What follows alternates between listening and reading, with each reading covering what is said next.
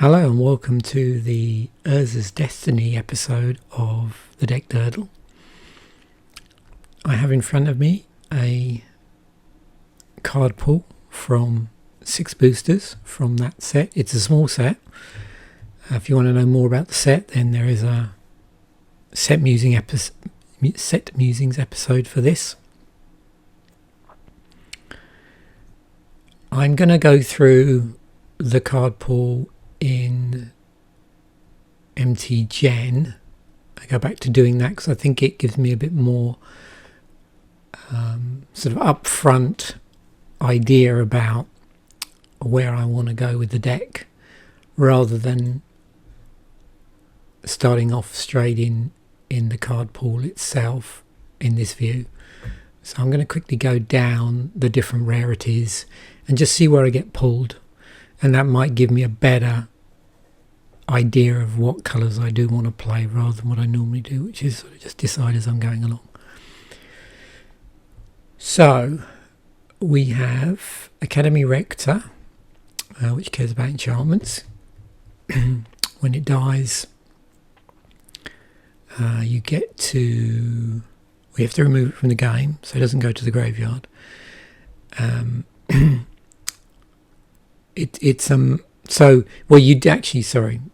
Let's wind back there. So if it's put into the graveyard from play, you may remove it from the game, and if you do, you search your library for an enchantment card and put that card into play, then shuffle your library. So that's a may there. We've got Ancient Silverback, 4 and 2 green, 6/5 with regenerate on it.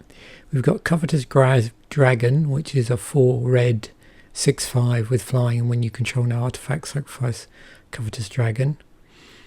We've got False Prophet, 2 and 2 white. When it's put into the graveyard from play, it has a wrath type effect, so you move all creatures from the game, so they get exiled, never to return. Goblin Marshal, 4 and 2 red echo, it's a 3/3, and when Goblin Marshal comes into play or is put into a graveyard from play, put 2/1 red goblin creature tokens into play. So that's interesting, because with echo you pay it on the next turn, which is basically just pay the same cost that you used to cast it. So if you didn't do that, you'd get the 2/1 goblin creature tokens when this comes into play, and you'd get another 2 when it goes into the graveyard because you haven't paid the echo cost.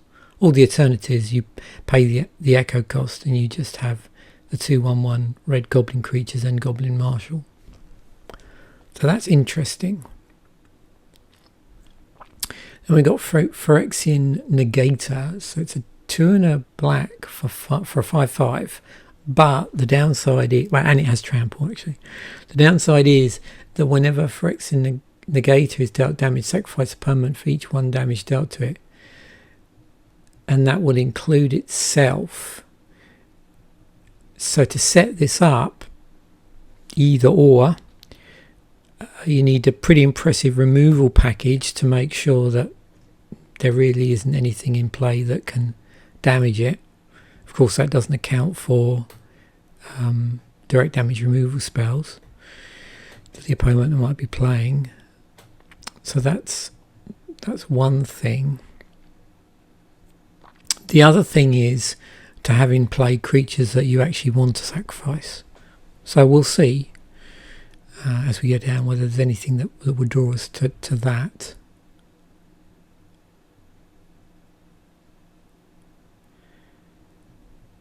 I'm wondering whether we could go down a route of like red with artifacts,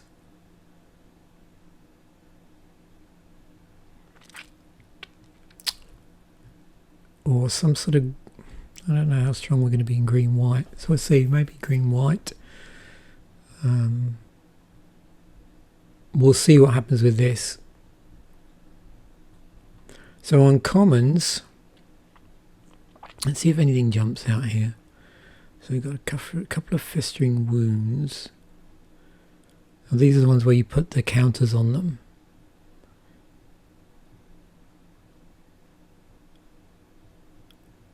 So put X number. Festering wounds. Okay. So we've got stuff that messes around with the opponent's hand.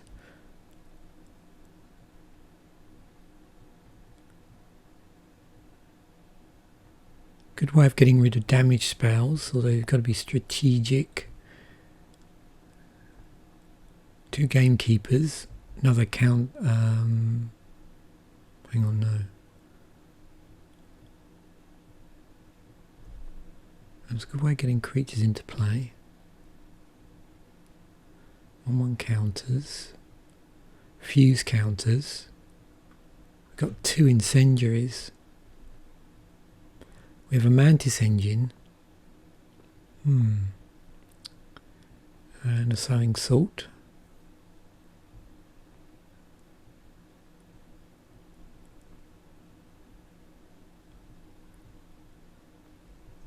Okay, so there's stuff in here that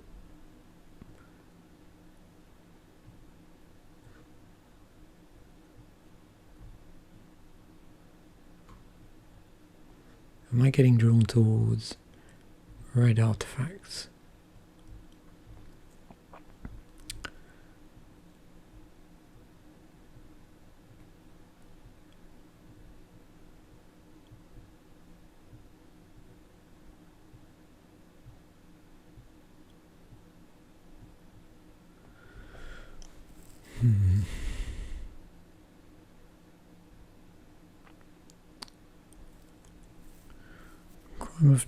Chime of Night, 2 Konos yearlings, 3 actually. Okay, I've got 2 flame jets as well. Goblin matron, 2/1 for 2. I don't know. 2 Goliath beetles and a heart warden. Okay, red. Oh look, it's funny. We have a foil there. Marker beetles, Mask of Law and Grace, Mental Discipline, Mortani's Decree.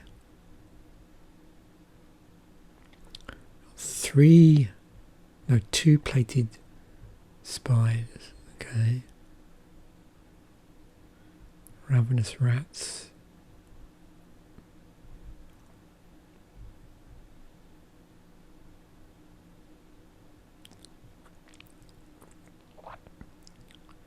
Player, Sigil of Sleep. This blue.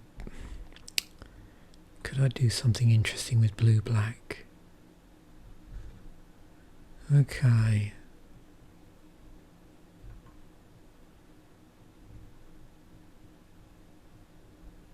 Got 2 tormented angels, but then 1/5 with flying.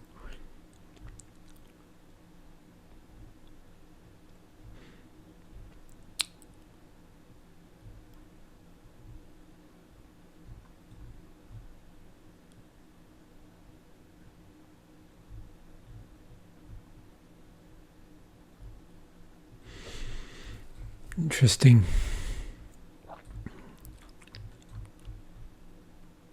Okay, let's dive in. So we just get a quick overview there.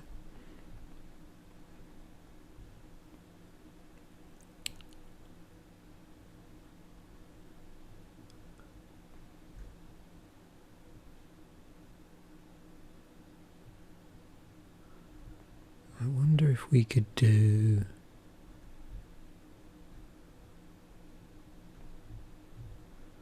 Yeah, so we don't have enough.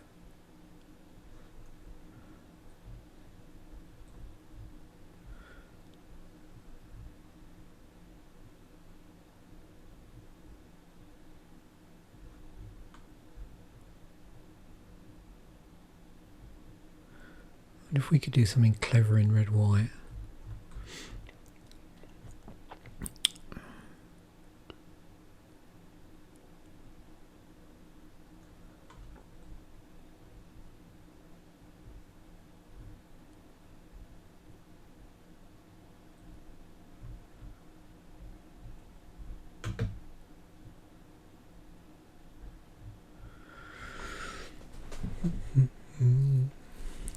Scumming mess.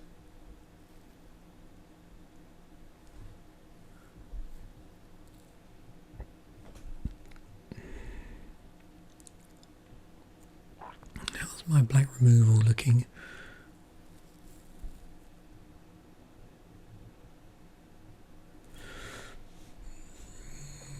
Okay, what we'll do, let's just remove black from here for the moment.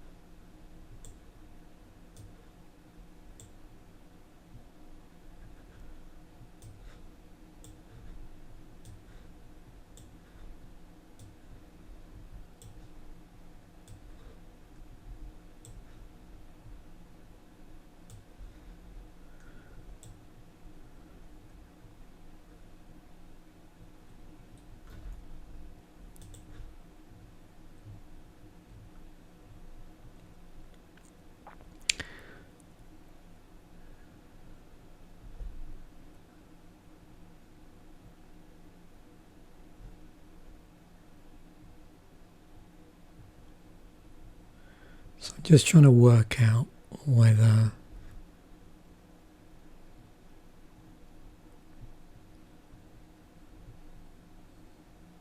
blue-black might be a thing.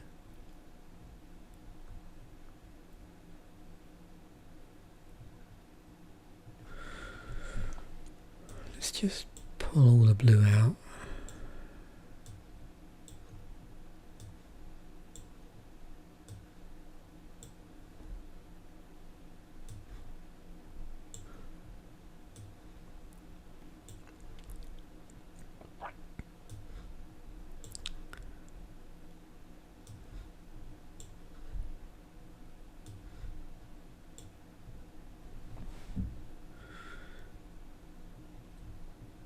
Okay, so we've got 30 cards in blue-black. We'll come back to that later.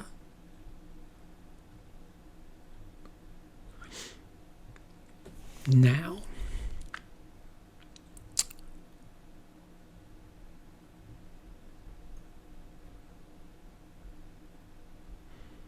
what I'm looking at here is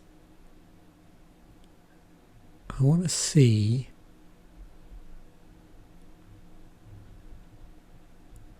what we can do here.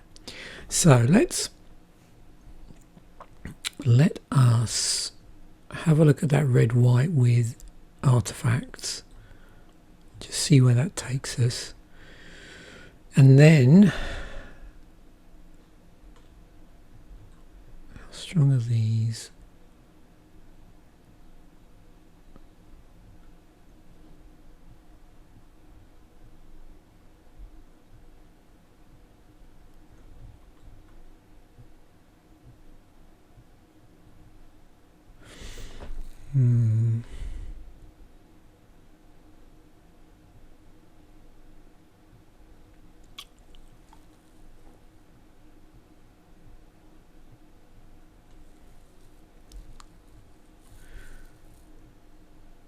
Do I even want to go down that route? That's the question.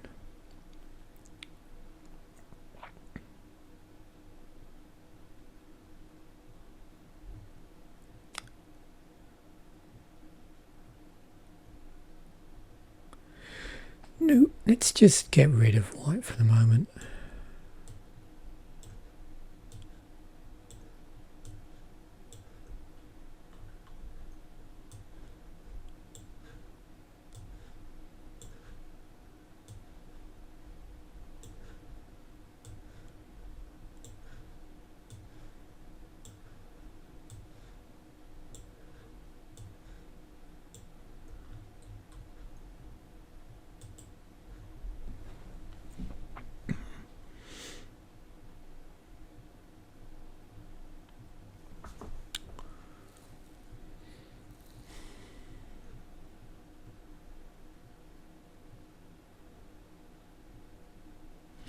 So we got to say we had a turn 5 Covetous Dragon, we would have to make sure that we had an artifact in play. We do have 3 artifacts.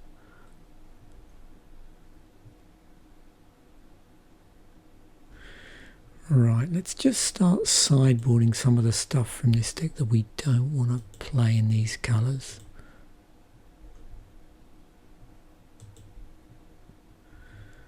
Okay, that's okay. Mark of Fury. Beginning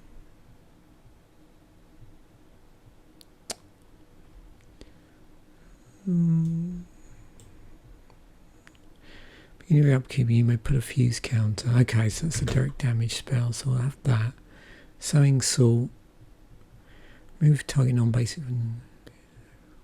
Can't remove them in the game. Interesting. So that only really works. Yeah, I'd need to sideboard that. The chances of just trying to think, if you're playing this format,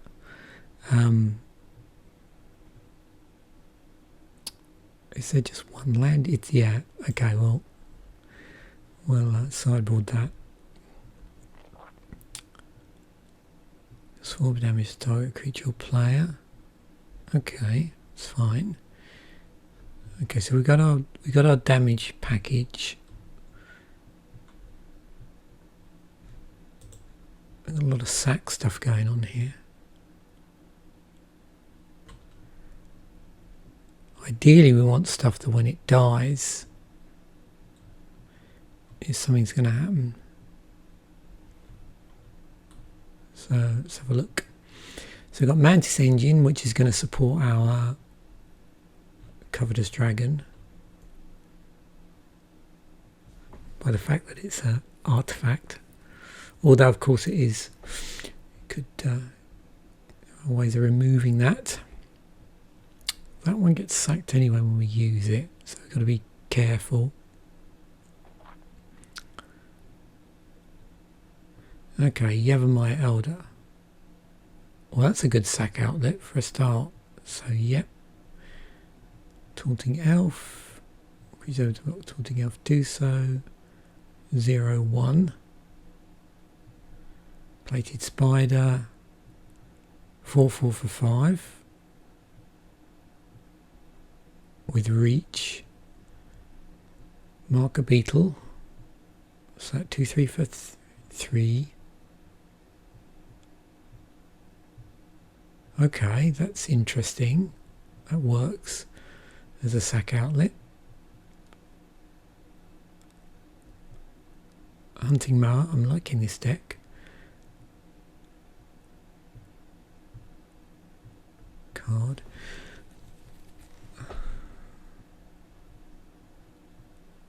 So 3-1 for 3 with Trample. Gatekeeper. Okay, yep. Elvish Lookout. 1-1 for 1 with Shroud. Our Ancient Silverback, which we could sack and regenerate. Interesting. What's the... yeah, so that triggers just through sacking it. Okay, things are getting cool here.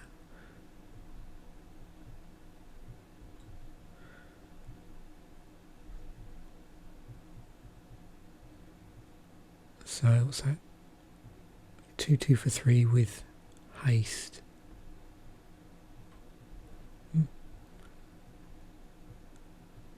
Golden Vandals has Echo. It's a way of getting rid of artifacts. Oh, hang on. We have to destroy without any choice. So I'm going to sideboard that because we don't want to be getting rid of, if our opponent, I'm assuming that's how that reads, so not in this deck. Walking Ogre can't block.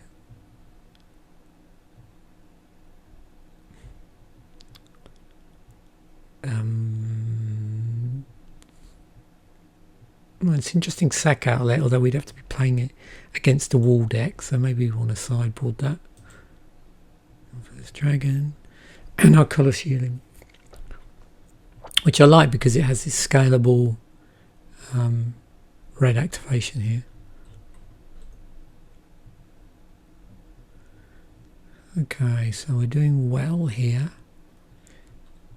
35. Wow. So we need to do a bit of pruning here, down to get it down to 23. Let us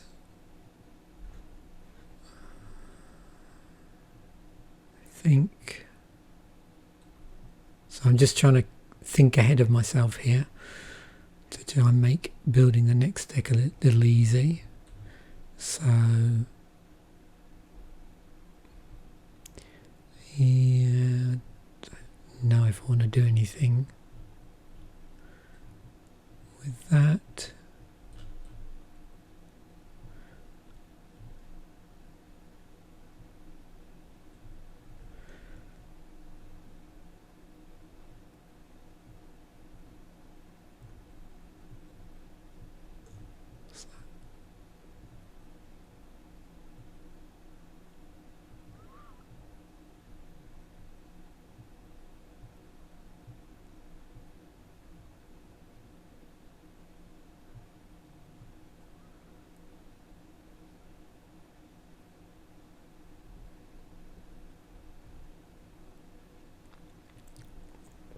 Yeah, let's try a black blue. So I think I'm going to go red green, do a black blue here, and maybe that's it. I was just looking to see if there's some interesting interactions between any of the sack effects that might be in black and some of our either our greens or our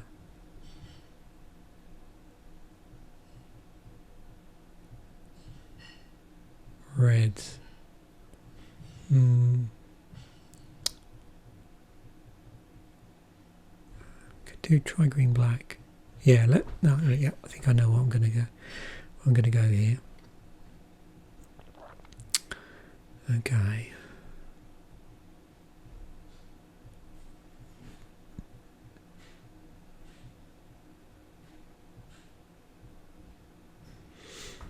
So, better start some pretty serious pruning here.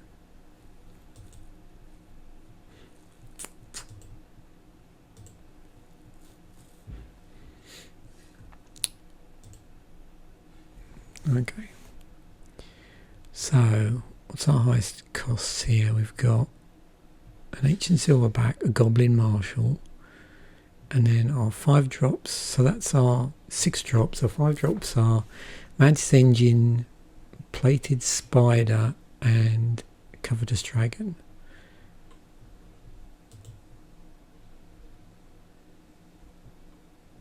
So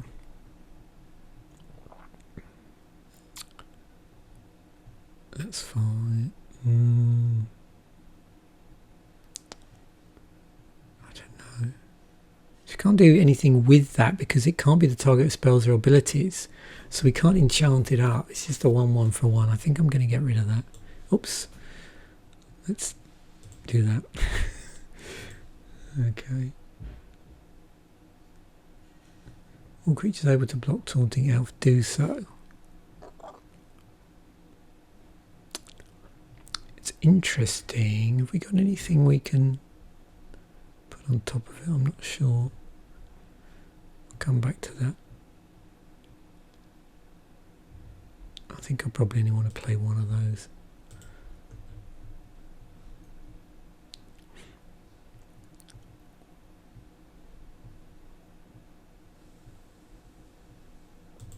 One of those.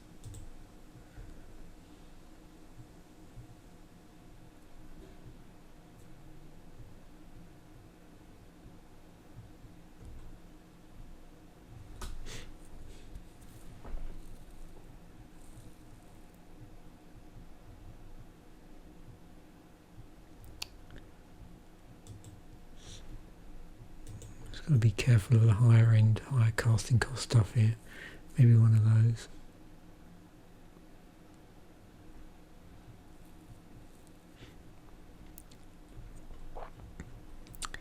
Now, looking over can't block.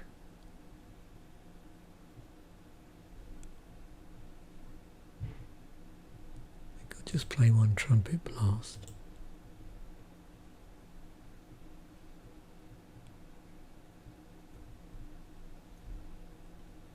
It's interesting, where's it gone?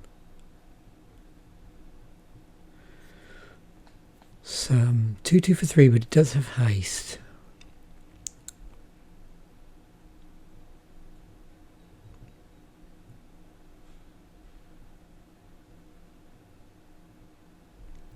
That in there. I want the marker beetle in there. I want the Yavimite elder in there. So this goblin marshal,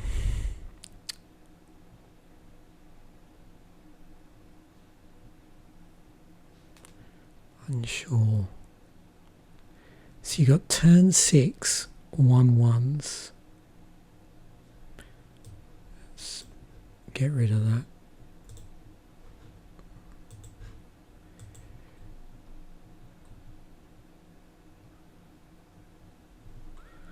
So where are we? Got to pull 6 cards. I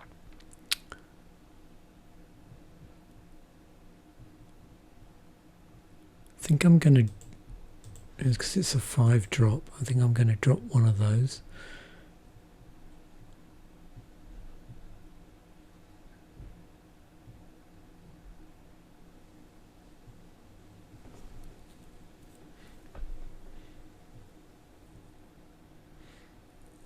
So you stick that on a creature.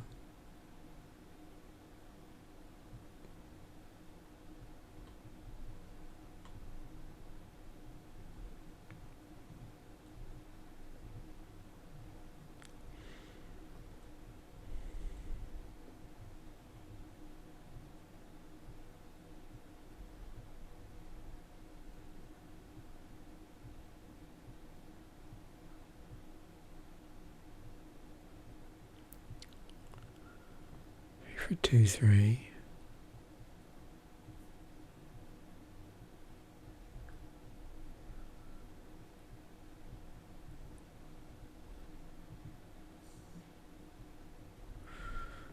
Let me just change views here a moment. Well, we do have a ton of creatures actually, so we can afford to cut back on these a little bit. I'm going to take that down by 1, so we just have 2.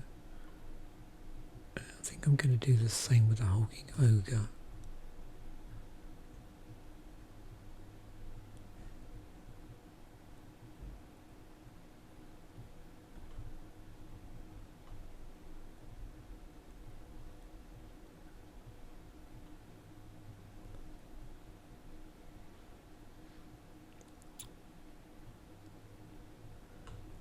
That, this one,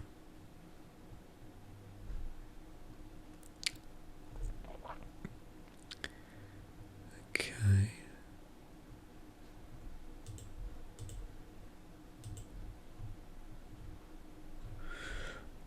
so we need to drop 2 cards.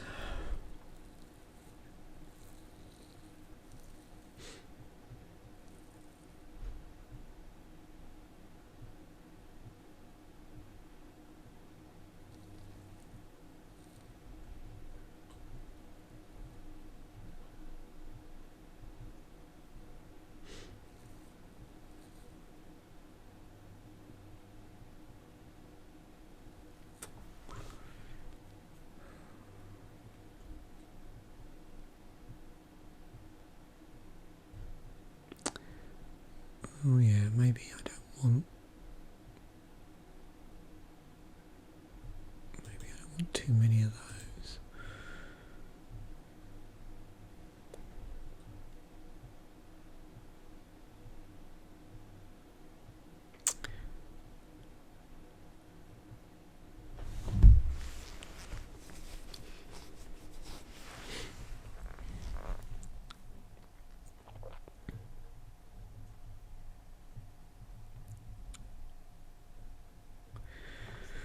Okay. 24 cards.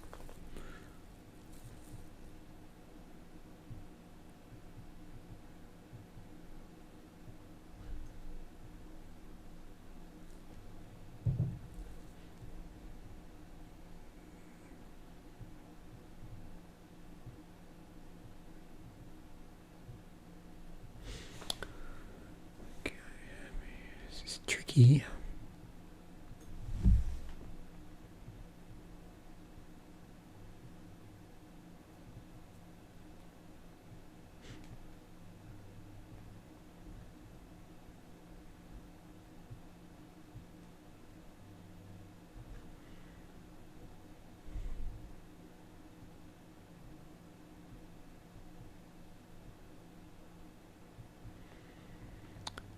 Am I going to have a lot of creatures attacking simultaneously? If I'm sacking stuff, maybe that's not so effective.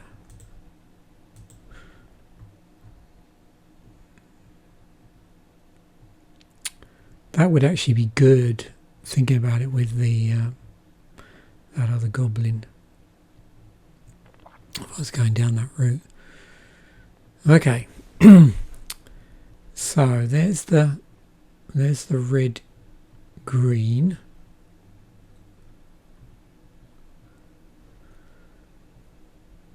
Let's add some mountains in here.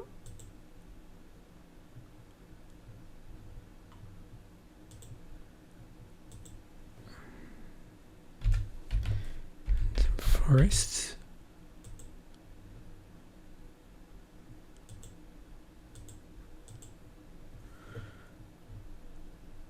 And of course, spend that little bit of extra time to get the right land.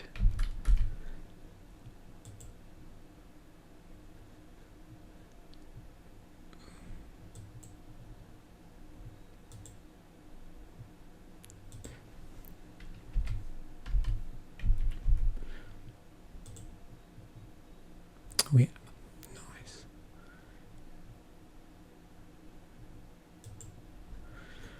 Right. Save that.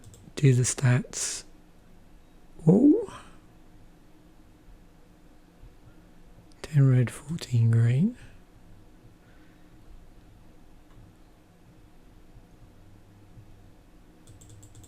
Ah! That was not smart of me.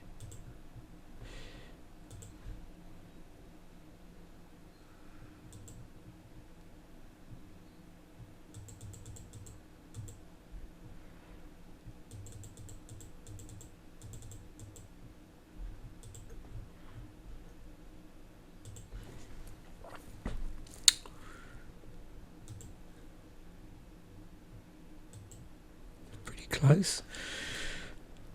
Right. Anything that needs me to revise that? No. All the all the red spells are all single red. So, although this one does need heavy investment in red, but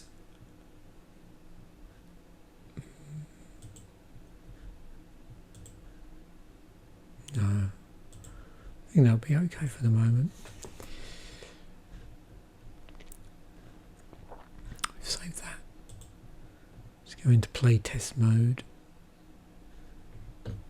Right. Ooh, that's interesting. That's a lot of land first hand.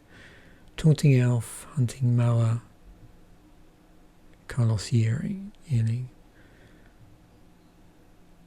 So we have a turn 1 taunting elf. I thought I'd remove that. Maybe I didn't actually.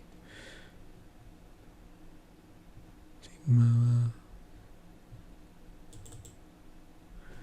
Oh, this is looking good. Got a lot of land.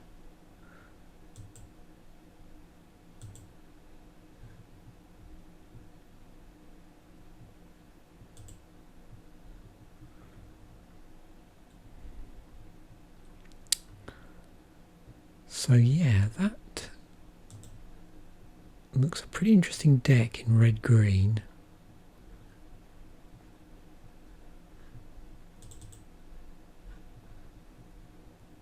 Certainly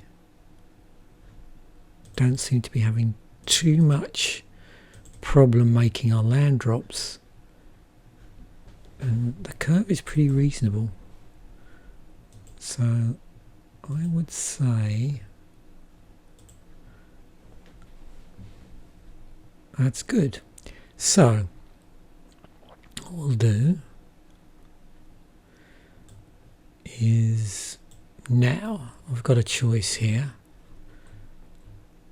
What I want to do is just organise this by colour, because I wanted to just try something here before I go totally over to the black blue build. I was going to combine one of these with black and just see what it looked like.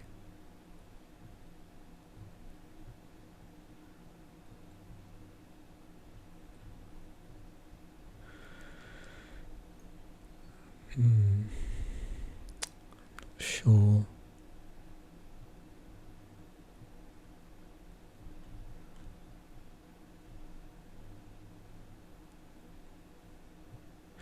No, we'll skip over that. Let's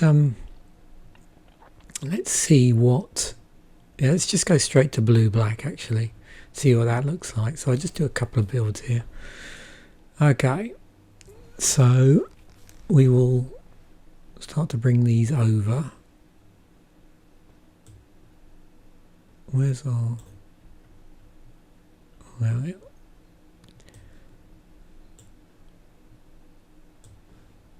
and then we'll take out the other ones, and that'll probably be slightly cleaner. That's interesting, we didn't have any enchantment instance. I didn't notice that.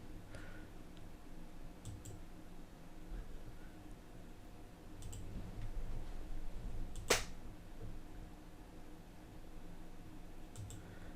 just going to dull back the zoom a little bit here. Better. Okay.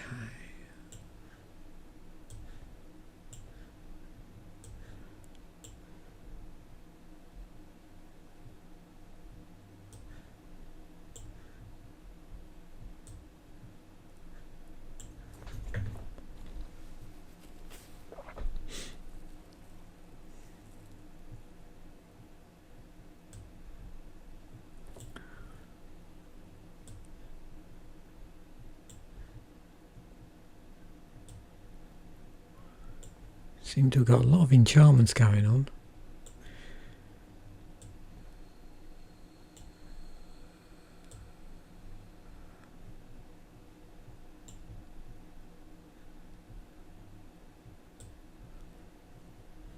Instant speed stuff like quash. Okay, we've got unblockable.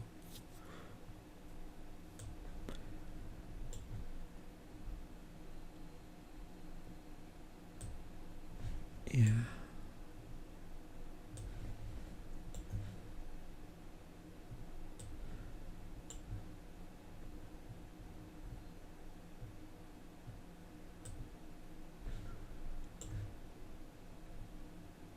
There's all white spells.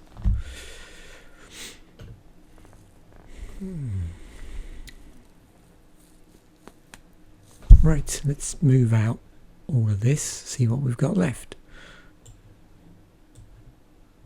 What I was doing there is I'm just seeing, is there like a blue-white build? Maybe. I don't know if there is.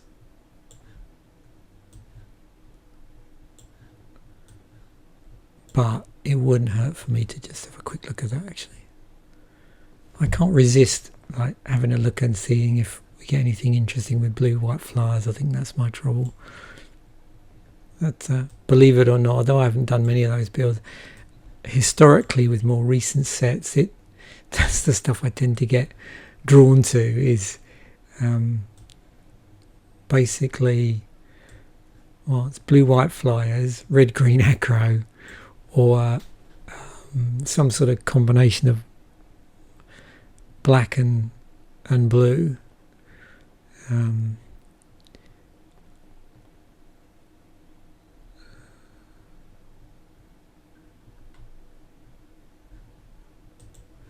Okay, so we don't need these. Right.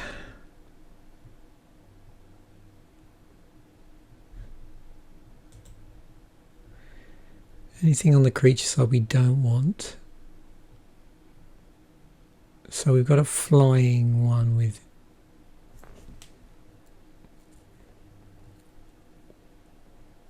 Okay, so I'm gonna... I think I run quite a few sigils. Oh yeah, that's unblockable. So let's go down the evasion route. Flying. Yeah. Okay, so we're going to keep all of our blue creatures. Now, here's where things get interesting.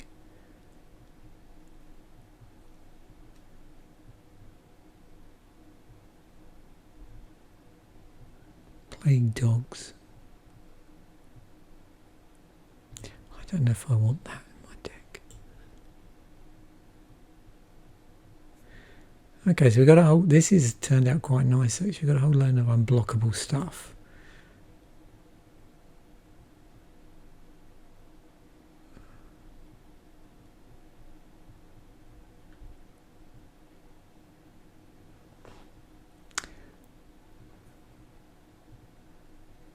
I don't know if I want this in the deck. Okay. I don't want to be sacrificing all my cool flyers and stuff. I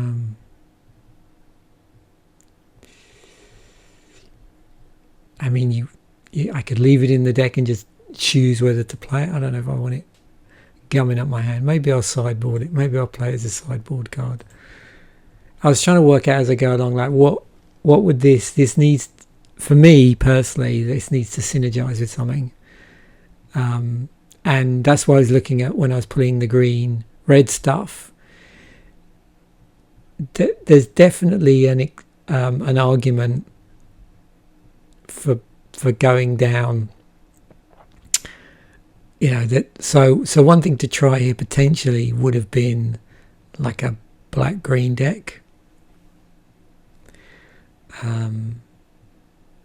But my only hesitancy is there's too many combinations in some ways that need to be there for things to work out, so that's why I'd be a bit loath to do that. Okay, choose a non-basic land card. Yeah, Dog, yeah, festering wound.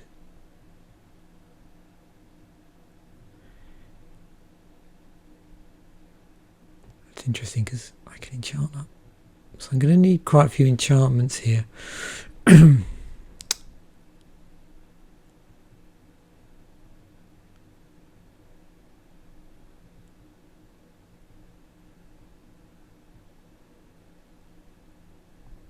interesting.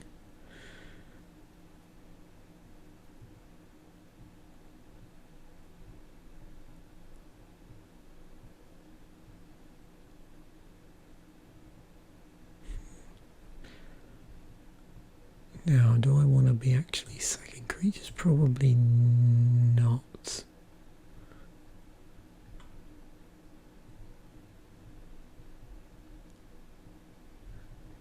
That's cool. So I've got to make some... Okay, decisions. I've got to make some... yeah, I've got to do some stuff here, so... How many sigils of sleep do I really want?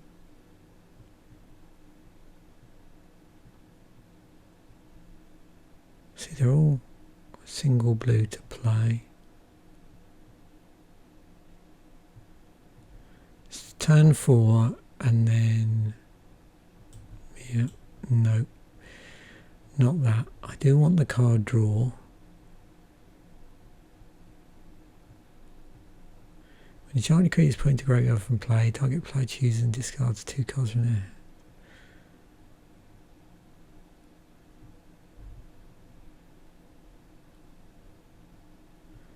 Now, which one of these was dependent on?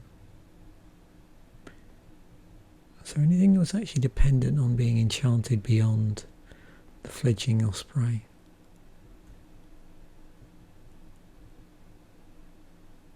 No, so definitely want to keep the sigils.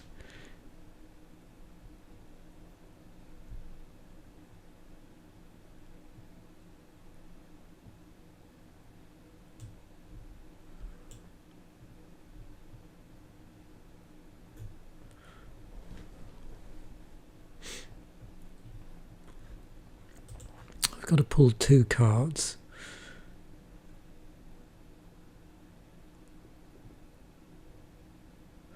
I'm low on creatures, but I've got to be careful here.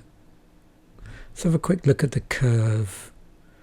I don't want to end up with a load of creatures in my hand that I can't actually play. It's the only thing. I mean, it's risky creatures with enchantments anyway, because of the fact when the creature removes, you lose the enchantment. But that might be the only option in this particular set, or it's an inevitability in this set.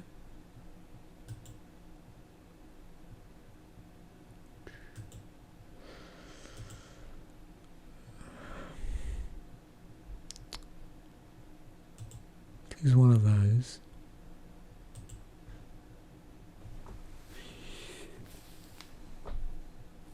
It's unblockable as long as an defending player controls an enchantment.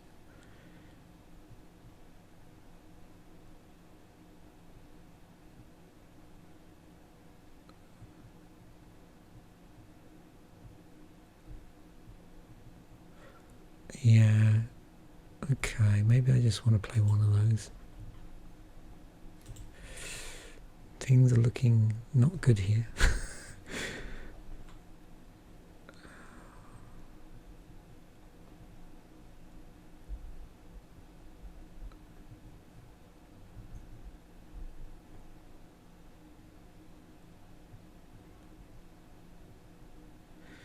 How badly do I want to play fixing in a 2-colour deck?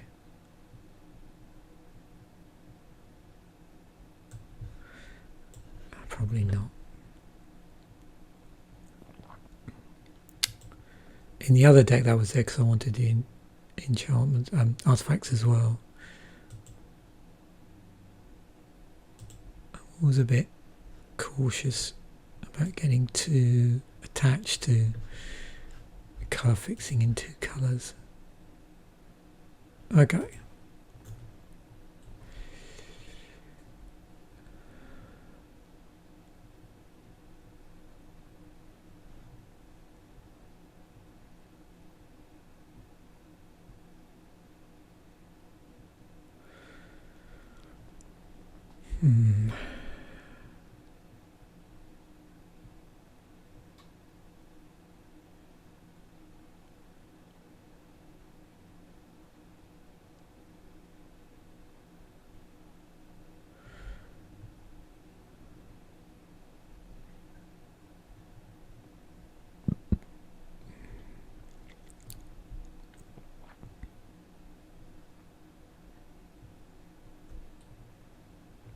So I'm just looking for any interesting interactions between Festering Wound and some of the other cards I might have sideboarded. I think I'm gonna...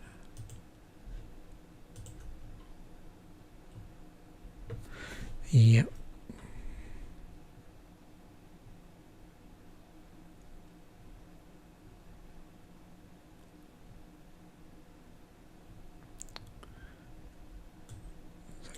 constant.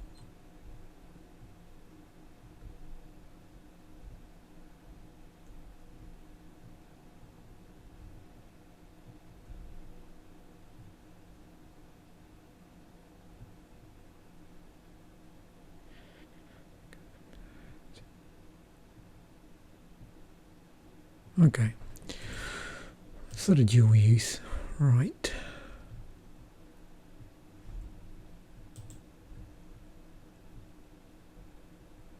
Okay, lots of blue.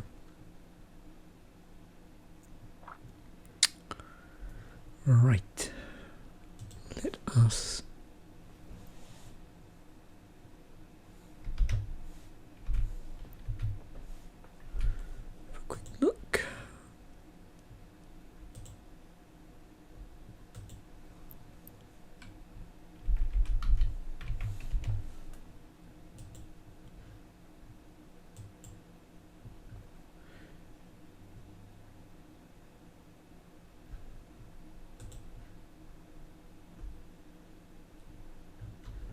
What happened there?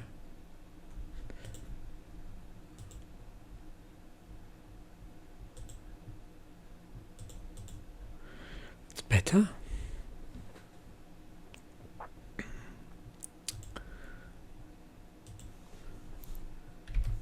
I seem to remember. Here we go.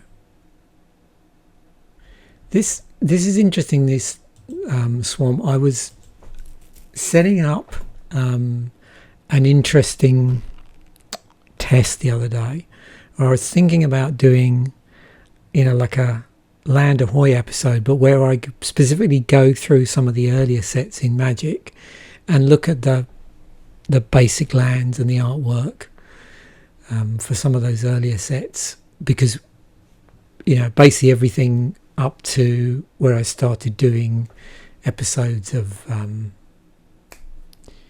the set musings, because there I do actually look at the basic lands, and in some ways I find there's echoes to really early land in this particular swamp artwork here actually.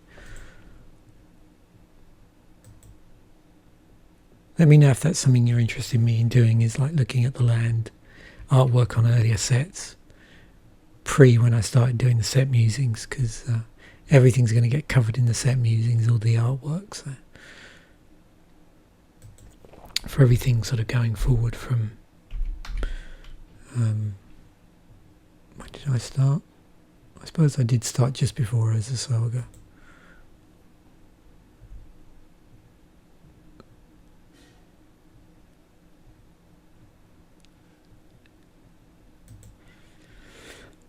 Okay, see now I've forgotten what I've...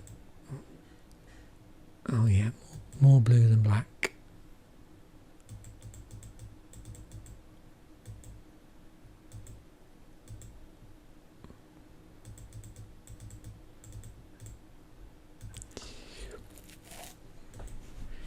So again, the good news is we've all got single black in all of our black cards.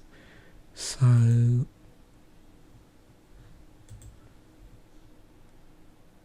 and I don't think we went out real quick. I wonder if we could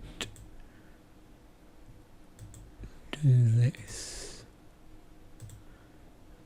which might bring us a bit closer. Interesting. So I'll save that to play test. Okay, so what do we got? 3 swamps. Turn 2 ravenous rats. We have a sigil of sleep, and we have a festering wound. Oh, there's our island.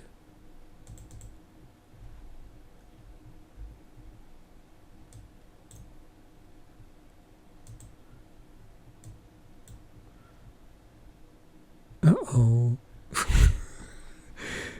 Yeah, this is crazy.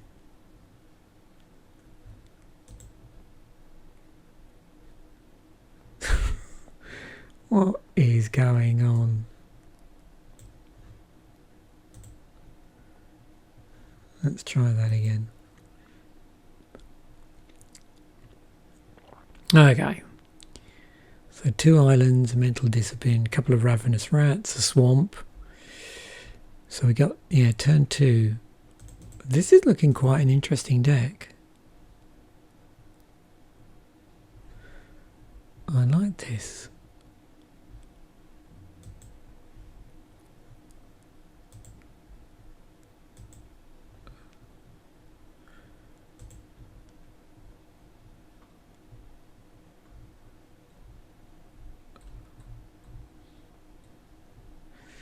Alright, I'm possibly going to call it to an end here. I'm just looking if there's anything interesting creature-wise or enchantment-wise.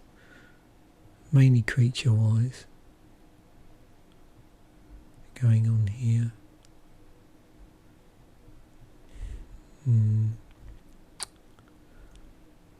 These colours in white just look mainly defensive.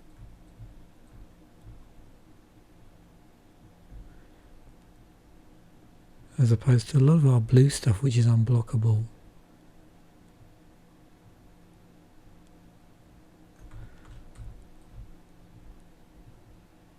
It's almost like you're doing the reverse here of what you'd normally do in blue-white.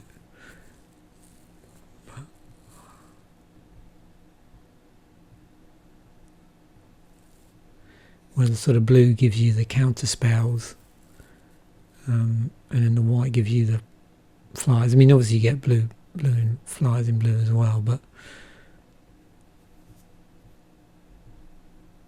where is this? I know this is a flyer, but 3 and a white for 1/5.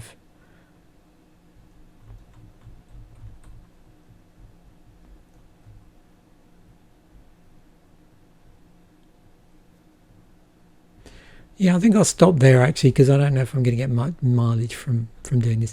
So the stuff that I didn't do, which I probably would try, is just to see if anything pairs a little better with black, so I could play the Phyrexian Negator without just worrying it getting stuck in my hand, because the timing wasn't quite right on that. I'm looking to see if it's always interesting to see, because the blue's pretty strong. Is there anything advantageous with playing blue red? I'm thinking particularly no, maybe not.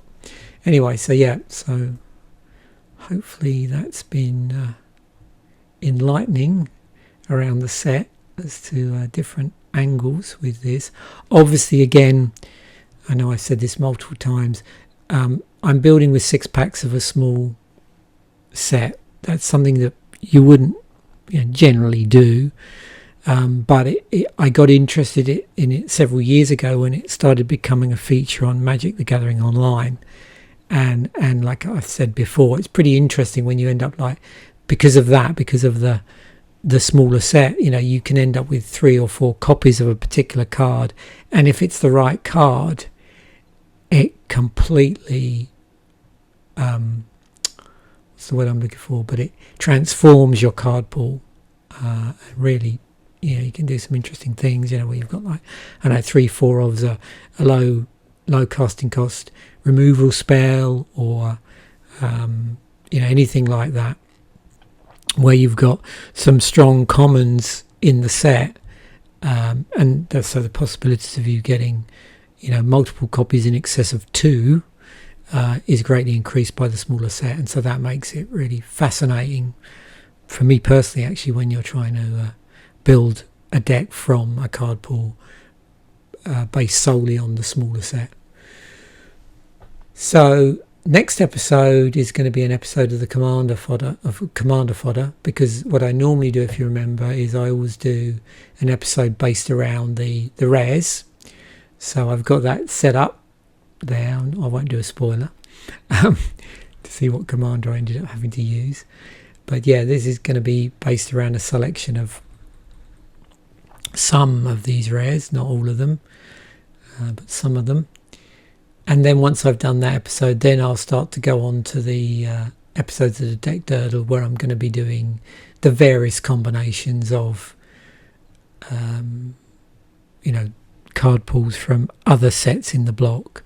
So we're onto 6 packs of Urza's Destiny now, which is the third set. So that means we'll then do the first and the third set, and also the second and the third set. Not necessarily in those orders, but probably. And then finally all 3 sets for our 6 packs. So once again, thanks for watching. Bye for now.